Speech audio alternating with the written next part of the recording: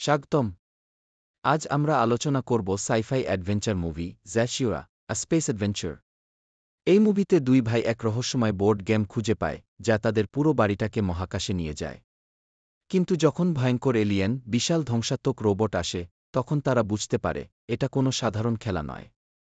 বাঁচতে হলে তাদের পুরো গেমটি শেষ করতেই হবে। এরকম আরও মুভি সম্পর্কে জানতে ছোট টিভি বাংলাদেশ চ্যানেলকে সাবস্ক্রাইব করুন।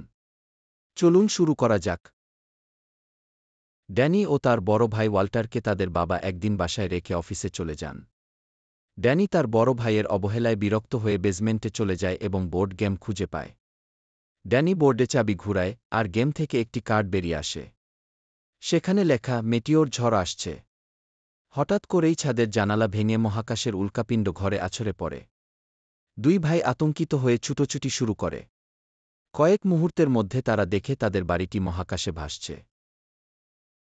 ওয়াল্টার ও ড্যানি আতঙ্কিত হয়ে বাইরে তাকিয়ে দেখে তাদের চারপাশে শুধু মহাকাশের অন্ধকার।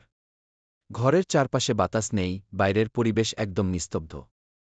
তারা বোর্ড গেমটি বন্ধ করতে চায়, কিন্তু বোর্ডে লেখা গেম শেষ না করা পর্যন্ত ফিরে যাওয়া সম্ভব নয়। এই কথাটা পড়ে তারা বুঝতে পারে একমাত্র উপায় হল গেম খেলে জয়ী হওয়া।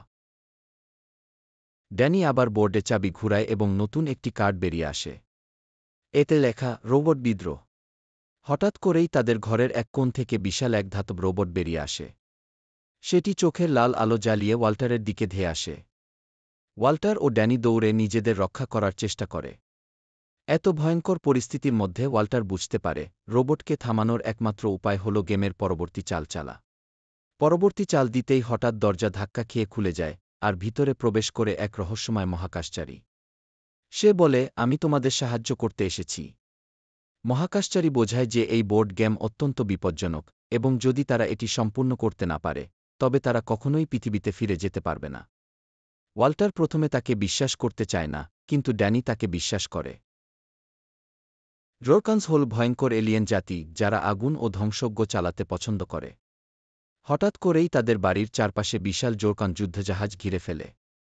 মহাকাশচারী তাদের সতর্ক করে বলে, আলো বন্ধ করো। ওরা আগুনের দিকে আকৃষ্ট হয়, কিন্তু ততক্ষণে দেরি হয়ে যায়। রোরকান্সরা তাদের লক্ষ্য করে গোলাবর্ষণ শুরু করে, আর পুরো বাড়িটি কেঁপে ওঠে। ওয়াল্টার ও মহাকাশচারী ইয়োরগানসের বিরুদ্ধে প্রতিরোধ গড়ে তোলে। তারা বোর্ডের নতুন কার্ড ব্যবহার করে মহাকাশযুদ্ধে অংশ নেয়। কিন্তু জোরগানসরা আক্রমণ করে ওয়াল্টার ও ড্যানিকে।